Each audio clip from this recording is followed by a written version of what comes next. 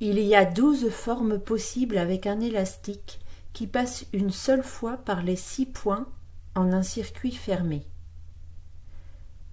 Sur ce cercle, les 12 formes sont rangées strictement suivant la tension de l'élastique. Le simple hexagone en bas à droite est la forme la plus détendue, et la forme complexe à gauche est la forme la plus tendue. Le simple hexagone n'a pas de croisement. Cette forme en vase a un croisement, comme ce double losange ressemblant aux 2 poissons. Cette forme de profil a 2 croisements, comme cette tête de taureau et comme ce losange. Dans le deuxième quart sont rassemblées les formes à 2 croisements. Cette forme de crabe a 3 croisements positionnés en arc, tandis que cette forme rayonnante concentre les 3 croisements en un point central, comme un soleil.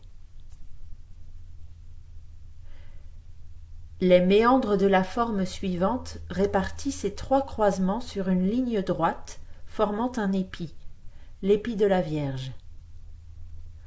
Voici donc réunies, dans ce troisième quart, les formes à 3 croisements. Les choses s'accélèrent dans le dernier quart. Cette forme cubique en bas et complexe en haut compte 5 croisements formant une maison, un habitacle en creux. Cet habitacle se resserre à la ceinture avec la forme suivante aux 6 croisements. 3 concentrés au centre et 3 autres en couronne au-dessus de ce centre. Enfin, la dernière forme élancée est un parfait tissage aux 7 croisements.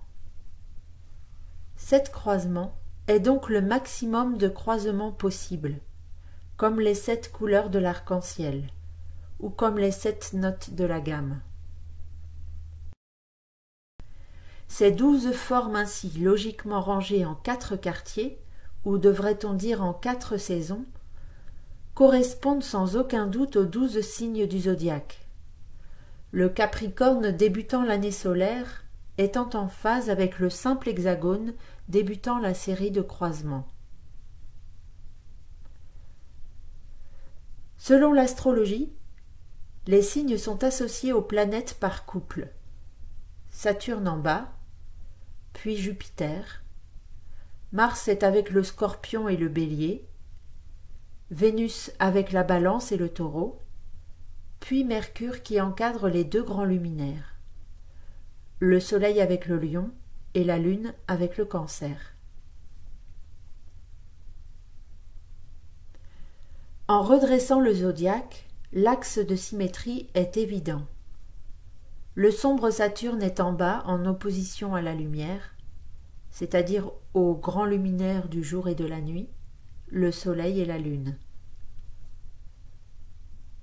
Ceux-ci forment un axe ombre-lumière, tel un arbre dont Saturne serait les racines et le Soleil et la Lune seraient les fruits.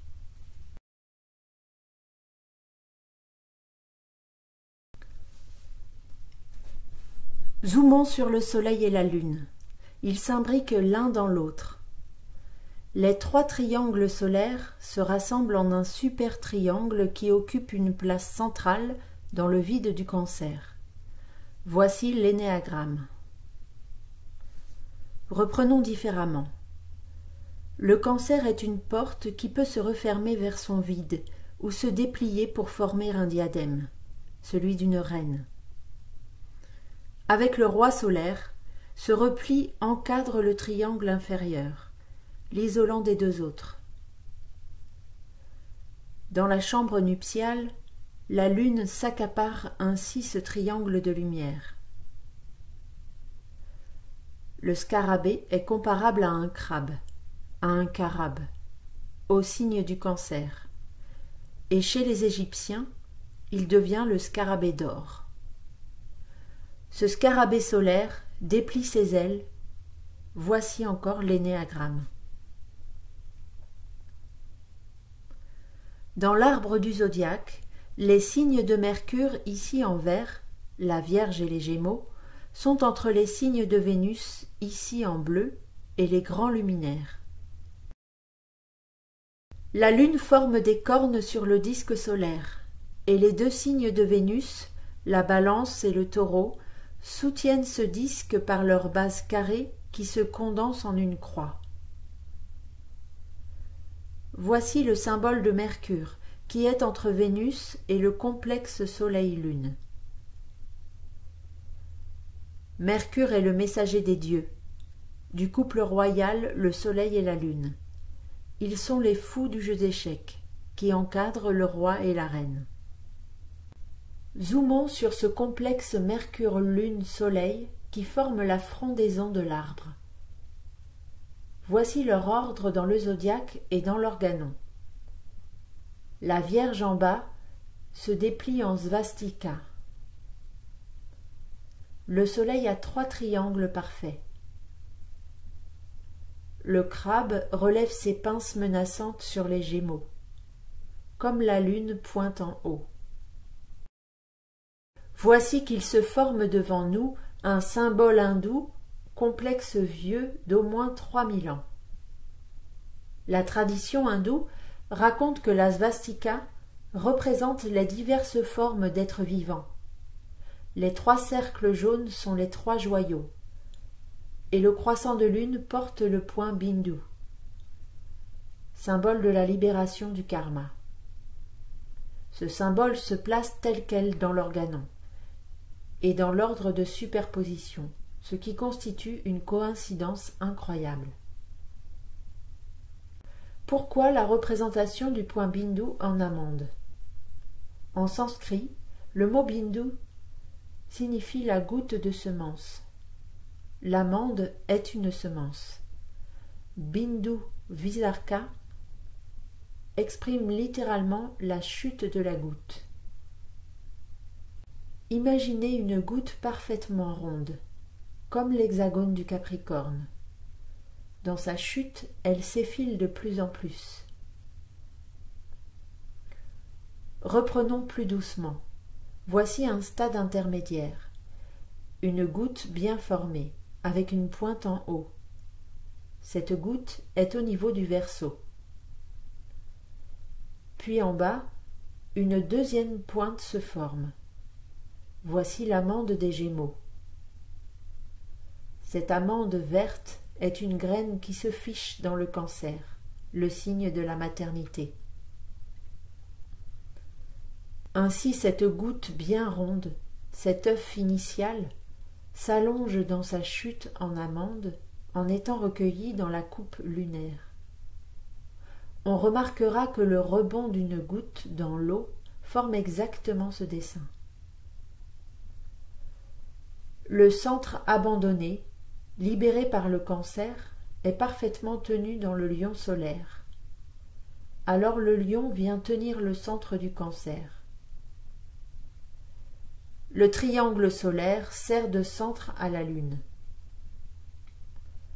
L'énéagramme est donc le mariage de la Lune avec le Soleil.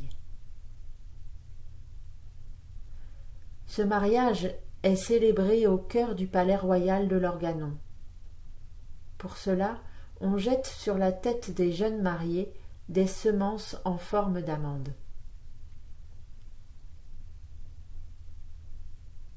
Le couloir de 3 signes Capricorne, Verseau, Gémeaux permet d'accéder au palais royal. La forme en amande, la mandorle, est au passage entre ce couloir et le palais. La mandorle symbolise en effet le passage, ce qui relie le haut avec le bas, ce qui relie le frère du bas, Castor, au frère du haut, Pollux, les 2 frères des Gémeaux. Les Gémeaux sont un signe de Mercure, le messager, celui qui permet le passage, les échanges entre le haut et le bas. L'énéagramme, dans son alvéole hexagonal, élabore la goutte de sève venant des racines du Capricorne terrestre en gelée royale. Cette goutte d'eau Bindu Visakha transformée par le croissant lunaire et les 3 joyaux solaires, alimente la roue des vivants, la svastika, symbole tristement dévoyé par Hitler. La svastika n'est qu'une partie du symbole hindou aux origines si lointaines que personne n'en connaît la provenance, et qui pourtant, fait incroyable, rentre en parfaite concordance avec la matrice hexagonale. L'ironie du sort voudra que la svastika aux 6 segments découle directement de l'hexagone, comme la croix de David des Juifs, autrement appelée le bouclier de David, ou le sceau du mythique roi Salomon.